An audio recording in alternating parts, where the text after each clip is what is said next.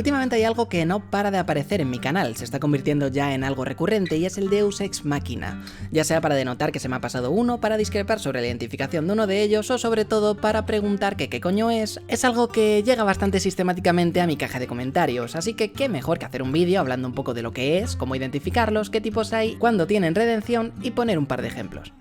En el segundo canal tengo un formato que se llama Links Contesta, en el que me dedico a, obviamente, contestar preguntas que me ponen mis followers mientras manqueo con algo de fondo variando cada semana.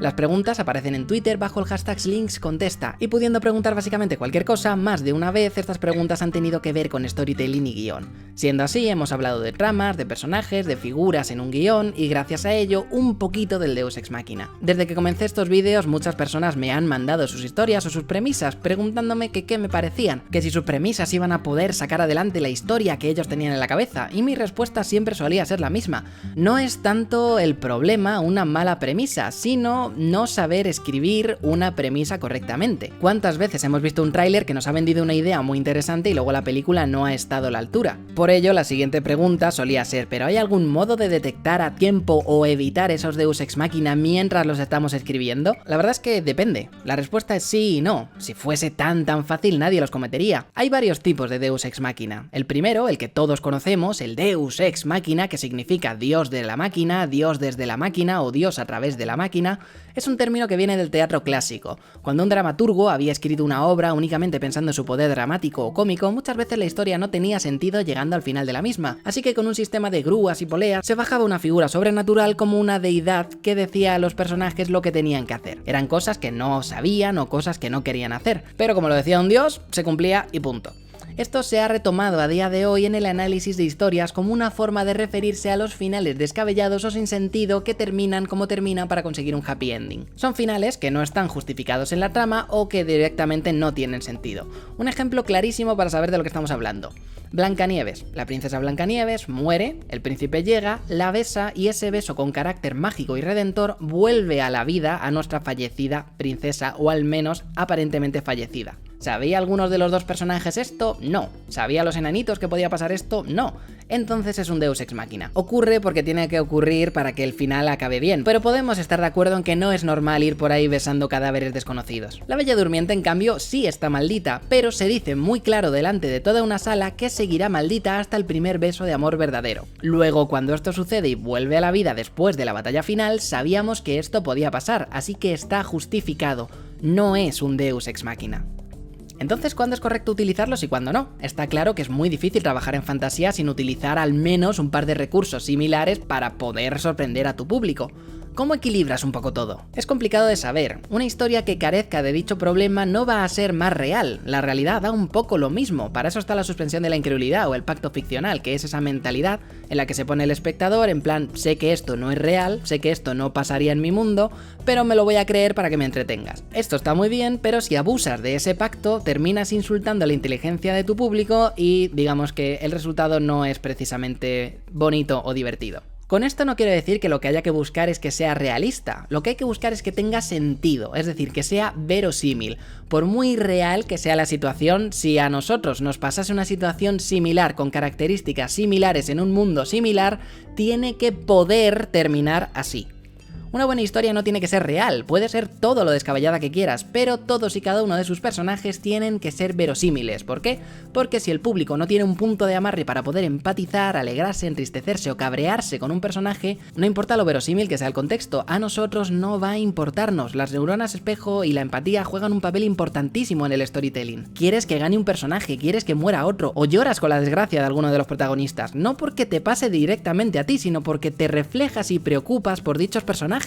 Yo quería que los Na'vi ganasen en Avatar porque estaba escrita de esa forma. Lo verosímil, lo razonable sería ir con mi especie, que para eso es mi especie, pero a través de la llave que es Jake Sully me meto en ese otro mundo y termino queriendo que gane ese otro mundo, porque termino metido en la historia, por ello escojo el bando contrario. Un aspecto muy interesante en antropología, que luego se acrecenta si lees autores como el maestro de Providence, es que la idea de un dios no puede ser comprendida por un ser humano. No la idea de que exista uno, sino la mentalidad de dicho ser, a no ser que sea procesada y simplificada por la mente humana. Es decir, Nosotros somos un mono venido arriba. No podemos siquiera computar lo que tiene que ser consciente de forma simultánea de todo lo que ha sido, es y será, o una habilidad como la omnipotencia. Una figura con dichas características jamás tendría una personalidad similar a la humana, porque simplemente sus habilidades y capacidades trascienden completamente todo eso. Por ello, nos es mucho más fácil comprender versiones aguadas del mismo, como un señor barbudo que chinga mucho y tira rayos desde el Monte Olimpo, un elefante con articulaciones de más, o la figura tradicional que podemos encontrar en la popcultura actual. Porque todas estas figuras toman prestado pensamientos, formas, expresiones y figuras que sí nos son familiares, y por ello somos capaces de procesar. Entonces, si una historia rondando un dios no debería de tener el más mínimo interés, porque esa personalidad, insisto, que no figura, que no existencia de dicha personalidad, sino la personalidad en sí, para nosotros es inverosímil, ¿por qué estas historias son tan poderosas? Simple, porque una historia con conflicto real es una historia real. Por muy inverosímil que sea la misma, si sus personajes son reales, eso cubre todo lo demás. Yo no comprendo las capacidades de Lucifer, pero me encanta porque comprendo sus motivaciones. No sé qué es ser el Dr. Manhattan, pero comprendo los motivos de por qué hace lo que hace. Y jamás llegaré a entender una deidad Lovecraftiana, pero no lo necesito porque actúan como detonante y consecuencia de una historia, y yo solo tengo que comprender al pobre diablo de turno que sufre las consecuencias de jugar con lo que no debe. Y desafortunadamente para él es tan humano como yo. Escribir o analizar personajes que han trascendido las necesidades o miedos humanos es especialmente interesante porque chocan con nuestro planteamiento, nos incitan a hacernos preguntas. ¿Qué nos preocuparía si fuésemos inmortales o tuviésemos la capacidad de crear vida? ¿Mantendríamos nuestra moralidad si supiésemos que no hay nadie en la Tierra que pudiese hacernos frente? ¿El poder viene con responsabilidad intrínseca o somos nosotros los que nos la conferimos endiosados una vez dicha capacidad cae en nuestras manos? Responsabilidad, moral, deber, poder, vida, muerte, corrupción, tentación, ascensión, todos puntos maravillosos para centrar una historia. Pero siendo estas historias centradas en seres tan poderosos, lo normal es que estén, entre comillas, plagadas de Deus Ex Machina. ¿Es así? Sí, no, más o menos. Hay otro tipo de Deus Ex Machina, es el denominado fiat. El fiat en latín significa hágase, es esa capacidad que tenemos los escritores de hacer pasar en la historia lo que nos salga de los huevos, que para eso es nuestra historia. Si eso está recogido y no rompe las reglas del mundo, se queda en fiat. Si no lo hace, degenera en Deus Ex Machina. Siguiendo con nuestras princesas Disney, el fiat es la Bella y la Bestia. ¿Es posible que Bella se enamore y dé el beso redentor antes de que todo termine, antes de que Bestia muera, cuando el ultimisísimo pétalo de rosa está cayendo mágicamente? Sí. Es improbable, es altísimamente improbable, pero puede pasar. Luego el happy ending está justificado. Blancanieves, no sabemos que el beso puede salvarla. Hay un beso y se salva. Happy ending, es un Deus Ex Machina. La Bella y la Bestia, sabemos que puede pasar, pero pasa en el último momento para mantener la tensión y el drama hasta el final. ¿Es posible? Es posible. Pasa. Era improbable. Un fiat. La Bella Durmiente. Tenemos una lucha, tenemos un dragón, se salva el día, el príncipe y la amenaza está muerto y tenemos todo el tiempo del mundo para salvar a la princesa. Ya no hay tensión dramática, ya no hay una amenaza y lo único que queda por hacer es subir la torre, dar un beso y que todo vuelva a la normalidad. Está justificado, no hay que mantener una tensión que ya no existe y simplemente se lleva a cabo la acción y se termina. Podemos decir que está libre tanto del fiat como del Deus Ex Machina. Pero no siempre es tan fácil y por ello hay foros y foros de gente pegándose para ponerse de acuerdo. Al final de Retorno del Jedi, cuando el emperador utiliza rayos, es un Deus Ex Machina, porque no es algo que haya aparecido o se dé pista de que pueda hacer un Sith. Y la gente contesta, no, es un fiat, porque no lo vemos antes, porque Vader, como tiene las máquinas, no podía usarlo, pero los poderes de los Sith son un misterio, así que podría echar confeti y habría que creérselo, porque nosotros no sabemos de lo que son capaces, y así páginas y páginas y páginas. El Hobbit tiene uno de los mejores ejemplos. Están los enanos bajando un río metidos en barriles. Hay un tronco gigantesco delante que les va a parar y va a hacer que vuelvan a ser capturados.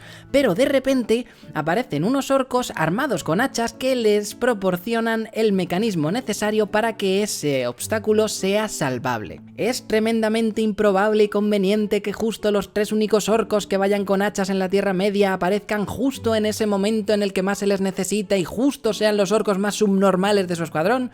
Sí. A pesar de que haya muy pocas probabilidades, ¿es posible que algo así pase? Sí. ¿Por qué pasa? Porque a Eru Ilúvatar, o para el caso a Tolkien o a Peter Jackson, les sale de la punta del Glamdring. Sin más. Ahí es donde entra nuestro pacto ficcional o nuestra suspensión de la incredulidad, y nos lo creemos porque lo que queremos es disfrutar de la película, así que no le buscamos el sentido, todo el género de acción está basado en este status quo. Por otro lado, pensemos en un momento en Superman. Superman pierde, se cabrea, sale volando, habla con su padre muerto, se pone a dar vueltas a la Tierra y echa para atrás el tiempo, todo se salva y apañado. Bases, ninguna. Leyes físicas, cero. ¿Por qué pasa? Porque necesitamos un happy ending. Es un Deus Ex Machina, tampoco vamos a echarle mierda a una película que tiene 40 años. Luego están los eternos en tierra de nadie, como los ya mentados rayos de Sidious o el T-Rex de Jurassic Park, que podrían ser uno o podrían ser otro, pero no estoy aquí para discutir sobre ello. Para eso tenéis los dichos foros eternos que jamás van a llegar a nada. Es como intentar meterte en las discusiones ¿quién gana, Darth Vader o Harry Potter? O ¿quién gana, quien sea o Batman? Muy bien, tenemos las diferencias, ahora la pregunta es ¿cómo tratar a un personaje con esta premisa? Pues la verdad es que no tengo ni puta idea, pero afortunadamente hay mucho material bueno y malo para aprender con ejemplos cómo llevar estas tramas. El anime vive prácticamente de esto, pero no voy a decir nada porque al final los japos escriben para otros japos y a ellos no les importa, es lo que quieren ver, o sea que tampoco podemos echar mierda por ello. Mi referencia occidental para occidentales se encuentra en los Green Lantern Corps de DC Comics. Vamos a hacer un ejercicio y os invito a todos a participar, tanto escritores como no escritores, porque al final los consumidores de historia somos todos. Simplificando mucho, a pesar de que lo normal es conocer a los verdes, ya que son como los policías del universo y aparecen más fuera de sus arcas y podemos verlos en alguna película, en Justice League y demás, dentro de su lore existe lo que se conoce como el espectro emocional, que son el conjunto de todas las características que alimentan a cada uno de los colores que representan esa energía que usan. Por el orden que veis en pantalla tenemos al negro, que significa muerte, el rojo, que se alimenta de la ira, naranja, avaricia, amarillo, miedo, verde, voluntad, azul, esperanza, índigo, compasión, rosa, amor y blanco, vida o la combinación de todos los demás según como quieras leerlo. Todos tienen unos poderes muy similares, pueden viajar por el espacio, pueden crear estructuras energéticas de todo lo que te puedas imaginar, o puedan imaginar ellos, mejor dicho, y pueden volar. Dichas estructuras se alimentan de la emoción de su color, cuanto más fuerte es esa emoción, más poder tiene dicho portador. Luego hay una serie de características secundarias, según lo que sean, la luz naranja absorbe todas las demás menos la rosa, la amarilla puede materializar formas basadas en los miedos de su enemigo, por lo que si tu poder se basa en la voluntad las pasas bien putas. Y los rosas y los índigos están OPs de cojones, pero insisto, no tengo que explicarlo porque se sale del contexto necesario para nuestra historia. Si eliminamos de la lista al portador negro y al blanco, al naranja y los portadores del rosa y el índigo, nos quedan los más significativos como un cuerpo centralizado, como un corp al uso. Tenemos los verdes, que ya sabemos que son polis y solamente están para servir a los demás y ser buena gente, pero si queréis ver cómo hasta los más buenos pueden corromperse y ver una historia de caída del héroe bastante interesante, os recomiendo Emerald Twilight. Todo lo que pasa ahí ya no aplica, se ha reboteado, han pisado sobre eso, pero siempre es divertido ver a Parallax hacer de las suyas. Tenemos a los amarillos que quieren gobernar la galaxia con el miedo tipo régimen dictatorial, tipo régimen militar, que actúan eso como una suerte de dictadores. Tenemos los rojos que son rabia pura y dura, que actúan como una mafia. Una vez Red Lantern, siempre Red Lantern, si tratas de quitarte el anillo, un líquido que se te introduce cuando te lo pones por primera vez te mata y tal, o sea que no es recomendable, está contraindicado en el manual. Y por último, los azules, que no es que actúen como una religión, porque cada uno tiene sus dioses, sus creencias y tal, pero podemos decir que la religión, el culto a un ser superior, es su tema, tanto como personajes como en el diseño de dichos personajes. Y como no podría ser de otra forma, son los heraldos de la esperanza. Esta premisa pide el Deus Ex Machina a voces, porque si tu poder es directamente proporcional con tu color, alguien con una fuerza de voluntad ilimitada tendrá poder ilimitado, y aunque flaquees un poco, si el mundo está en peligro, dicha situación saca más fuerza de voluntad de ti, y con dicha fuerza de voluntad sacas más poder, y con más poder consigues salvar el mundo. Es un poco como Digimon, es ganar por la superioridad moral. Es Fiat, es Deus Ex Machina, depende un poco del espectador. Para mí es más Deus Ex Machina que Fiat, pero para los fans es más Fiat que Deus Ex Machina o directamente está perfectamente explicado en la trama. El ejemplo que os propongo es este. Yo voy a contar una historia que puede ser tildada perfectamente de una o de otra, y vosotros me contáis qué os ha parecido que ha causado esa situación. Si existen colores en el espectro más dados a terminar en una trama de este estilo, son la voluntad, el amor y la esperanza. Y si nos quedamos solamente con uno, como es lo último que se pierde, tiene que ser la esperanza. Como los Blue Lanterns están inspirados en deidades y tienen una estructura como la de un culto religioso, son los que más fe pueden sacar en las peores situaciones. La frase de su líder, sin ir más lejos, es "All will be well", que significa todo irá bien, lo que ya desde el vamos nos dice bastante. Su lema es "In fearful day, in raging night, with strong hearts full our soul ignite, when all seems lost in the war of light, look at the stars for hope burns bright", que vendría a ser en el día aterrador, en la noche furiosa, con corazones fuertes que encienden nuestras almas, cuando todo parezca perdido en la guerra de la luz, mira a las estrellas, pues la esperanza arde brillante. En castellano lo han traducido muy libremente a "en días y noches de temor, en alma y corazón no habrá dolor, cuando la guerra creas perder, la esperanza todo te hará ver". Firmado viva la segunda conjugación. Bueno, sabiendo esto voy a contaros el nacimiento, el origen del primer Blue Lantern. Y quiero que seáis vosotros los que me comentéis abajo si creéis que es un Fiat o un Deus Ex Machina. Porque al final el objetivo de esta nueva sección es esa, es plantear un concepto, ejemplificarlo y luego tener una amigable discusión. Por favor, amigable discusión, he escogido esta adrede, no hay respuesta correcta. Así que no os peguéis en los comentarios. Aviso que es una historia de Geoff Johns, que es un autor que o le odias o te parece la segunda venida de Cristo, así que mejor decirlo por adelantado. Si no os suena, digamos que aparte de trabajar para televisión, en shows como Smallville, Arrow o la nueva The Flash, en el mundo del cómic tras un evento ocurrido en DC hubo que rehacer el origen de muchos personajes y Johns estuvo a cargo de varios de ellos. A mí personalmente me encanta su forma de ver nuevos personajes como Aquaman. Supongo que si eso es tu infancia y llega un tío y te lo cambia, comprendo perfectamente que te cabrees con él o que lo odies. En mi opinión es eso, es un tío que es muy bueno empezando, pero llega un momento en el que se viene arriba, empieza a tocarse con la mano de escribir buena, se pone a escribir con la otra y claro, no tiene un final con puto sentido. Pero bueno, como lo que vamos a ver es un origen, nos da un poco lo mismo. Nuestra historia comienza en un lejano planeta llamado Astonia, y no podría empezar en un momento peor. El sol que permite la vida en el mundo está a punto de convertirse en una supernova y la destrucción del mundo es cuestión de días. Robos, muertes y caos son el pan de cada día en la tierra que hasta ahora había sido un remanso de paz absoluta. Pero no todos son gritos, aún hay una voz templada en este mar de dolor, la voz de Brody Walker, el último de los sacerdotes de la religión del planeta que no ha perdido la fe. Walker reza y lee las sagradas escrituras y le pide a su familia que tenga fe, pero ante la situación es muy difícil no tener dudas. ¿De qué sirve rezar?, pregunta su hijo, a lo que su padre responde con voz templada. Garba, capítulo 36, versículo 7. Y Saint Row rezó: "No está lejos aunque pueda parecerlo, recuerda que aquel que no habla no tiene la capacidad de escuchar". Tras un momento de confusión, su hijo le pregunta ¿eso qué quiere decir? Y su padre responde que tenemos que ir a Quanta, hijo. Vamos a encontrar al Mesías. Su familia, llena de duda, le dice que las Sagradas Escrituras pretenden ser parábolas, que no hay que tomárselas literalmente y que tiene que ser algo metafórico. El Mesías no puede estar esperando en la cima de una montaña, pero Walker ya ha tomado una decisión. Viendo la determinación de su hijo, su padre, el abuelo de la familia, se acerca a él, le da la mano y le dice: "Puede que no tenga fe en las escrituras, pero tengo fe en ti". En ese momento una lanza incendiaria entra por la ventana del templo y comienza a envolverlo todo en llamas. Si la familia necesitaba algo más de determinación, ese fue el acto que terminó de ponerlos en marcha. A pesar de dirigirse a una montaña, el estado del sol hacía la travesía prácticamente insoportable. Cada metro que ganaban en altitud aumentaba más y más la temperatura, haciendo el escarpado camino más duro de lo que ya era. Pero Walker no pierde la esperanza, sigue adelante, da ánimos a su familia, reza y sobre todo tiene fe de que está haciendo lo correcto. Cuando llegan a una zona en la que es imposible continuar, encuentra un puente que les permite seguir, y Walker feliz da gracias a aquel que construyó el puente, pues ahora les permite continuar. Pero dicho acontecimiento es interrumpido por un crujido que tiene lugar a sus espaldas. Mientras se da la vuelta al momento, ve cómo el puente se vence ante el peso del último caminante, que no es otro que su padre, y cómo cae a su muerte ante sus propios ojos.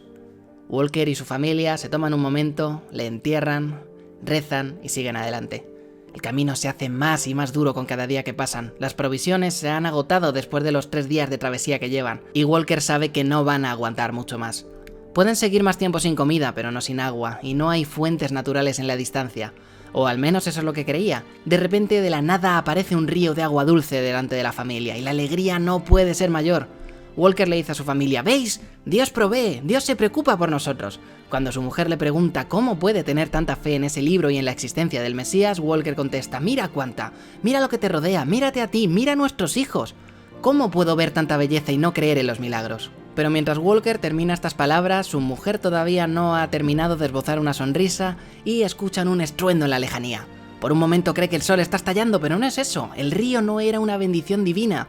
La nieve de la cima de la montaña se había derretido debido al aumento de las temperaturas. Y la presa acababa de desbordarse. Walker y Wanta se lanzan al momento para salvar a sus hijos, pero ya es tarde. Walker consigue agarrarse a una piedra con su hijo, pero ni Wanta ni su pequeña son tan afortunadas. Tras ver ahogarse a su mujer y a su hija, Walker se pregunta de dónde saca fuerzas para seguir adelante. Se pregunta hasta qué punto la esperanza puede darle fuerza, reza y sigue subiendo. Reza y sigue subiendo. Su hijo, afortunadamente ingenuo debido a su corta edad, no siendo consciente del fatídico destino de su madre y de su hermana, se mantiene bastante optimista, sigue adelante y le da ánimos a su padre para que él siga adelante también. Pasan días y el padre e hijo, hambrientos y sedientos, se encuentran cada vez más débiles. Walker está destrozado por fuera y por dentro, pero están muy cerca de la cima como para rendirse ahora. Su hijo sigue manteniéndose optimista, pero esa ingenuidad es un arma de doble filo. De repente Walker se gira ante la voz alegre de su hijo. «¡Mira, papá! ¡Mira! ¡Se preocupa por nosotros!», decía feliz el pequeño mientras comía unos frutos que crecían en la escarpada montaña. El pequeño Jad no sabía lo venenosos que eran aquellos frutos y tenía tanta hambre que aunque su padre sí que lo sabía, el pobre ya se había comido alguno cuando su padre pudo advertírselo. Mientras la fiebre de su hijo bajaba para dejar paso a un cuerpo inerte, Jad dijo: «Papá, te veré en la próxima vida, recuerda que todo saldrá bien». Y mientras abrazaba destrozado el cuerpo de su hijo, Walker se repetía a sí mismo: «Todo saldrá bien, todo saldrá bien». El sol calentaba más y más. Walker perdió la noción del tiempo y cuando no le quedaba ni una gota de sudor ni una lágrima por llorar, siguió adelante. Ya había aceptado su destino, sabía que no estaba en la condición física para poder regresar a su pueblo. Él, al igual que toda su familia, iba a morir en esa montaña, pero iba a encontrar al Mesías antes de hacerlo. No iba a dejar que su sacrificio y el de toda su familia hubiese sido en vano. Así que trepó y rezó, y se repetía a sí mismo: «Todo saldrá bien». En el atardecer del último día, envuelto en sangre y sin fuerza alguna, consiguió llegar hasta la cima. «Por fin, he llegado, ha merecido la pena», se dijo a sí mismo. Pero al parecer su fe estaba a punto de ser probada una vez más. En la cima del monte sagrado no había ningún dios, no había ningún mesías, solo un puñado de piedras y un gran monolito. «No, no», dijo Walker mientras recordaba todos los obstáculos del camino. «He mantenido la fe, me he mantenido firme. Mi padre y mi familia han caído en falsas bendiciones que se han transformado en maldiciones. ¿Y para qué? ¡No aceptaré eso!», gritaba Walker exigiendo la aparición del Mesías. «¡Tráelo! ¡Sálvanos! ¡Muéstrame al Mesías, maldito seas!». Y con ese grito de ira mientras destrozaba las sagradas escrituras, el cielo gritó de vuelta. Un rayo precedió un acto imposible. De repente, de la nada, comenzó a llover. No había forma de que esa lluvia cayese con el estado del sol, y sin poder creerlo, Walker volvió a levantar la mirada mientras esa lluvia le daba en la cabeza. Al volver a ver el monolito, la piedra maciza de la que estaba hecho había cambiado. En ese nuevo material pudo verse perfectamente reflejado, y todos los proverbios volvieron a su mente. Targón, capítulo 4, versículo 79. Targón y sus seguidores cayeron de rodillas en el desierto negro. Mientras los buitres volaban en círculos por encima de ellos, comenzó a llover. Las arenas negras se tornaron blancas y bebieron, pues él proveyó. Mientras Walker conectaba las señales en su cabeza, bebió y sintió cómo le volvían sus fuerzas, suficientes como para volver con su gente. Cuando regresó la situación estaba peor que antes, pero no volvió a esconderse en un templo, nunca más. Salió a la calle y se puso a gritar con todas sus fuerzas. No iba a parar hasta que alguien escuchase, y después de un día y una noche, escucharon. Garba, capítulo 3, versículo 113. Vive cada día como si fuera el primero y el último, pues ambos son una celebración, y cuando os enfrentéis al final, hacedlo juntos. Walker se había prometido que no iba a parar hasta que todos lo escuchasen, y así lo hizo. Mientras estaba con su gente, dándoles ánimos y preparándoles para el final, una luz cubrió el cielo, una luz como ninguna que hubiesen visto antes. Esta luz comenzó a devolverle vida al sol, dejándolo cada vez más y más joven, hasta el punto de estar más joven que cuando el primero de sus antepasados puso un pie en ese planeta. Y ante la visión de la cálida luz, algo pequeño surgió de su zona más brillante. Candidato localizado, todo saldrá bien. El anillo salió disparado a toda velocidad y no paró hasta encontrar a su objetivo. Brody Walker de Astonia, tienes la capacidad de instigar una gran esperanza. Y mientras el anillo se fundía con él desprendiendo una intensa luz azul, el entonces renacido Saint Walker vio por última vez a su familia. Su hijo se acercó a él y le dijo: «Papá, te veremos en la próxima vida, y recuerda, todo saldrá bien». Desde ese día, Saint Walker se dedicó a combatir el mal como cabeza y líder de los Blue Lanterns. Puede que no sea el escuadrón más poderoso, y están lejos de ser el escuadrón más importante, pero son una figura clave dentro del espectro emocional, y por muy mal que esté la situación, Todos los demás siempre saben que cuando Walker está cerca, siempre hay esperanza. ¿Pero hay esperanza para este relato? ¿Qué os parece? ¿Tiene sentido? ¿Es un fiat? ¿Es un Deus Ex Machina? ¿Conocéis más ejemplos que os gustaría compartir? Contádmelo debajo del vídeo. Si tenéis ideas para otros términos de guión que podamos explicar o sea interesante ejemplificar mejor, siéntete libre de recomendarlos en los comentarios. Y para más contenido sobre este tema, te dejo un par de links en pantalla. Yo me despido, un saludo y muchas gracias por escuchar.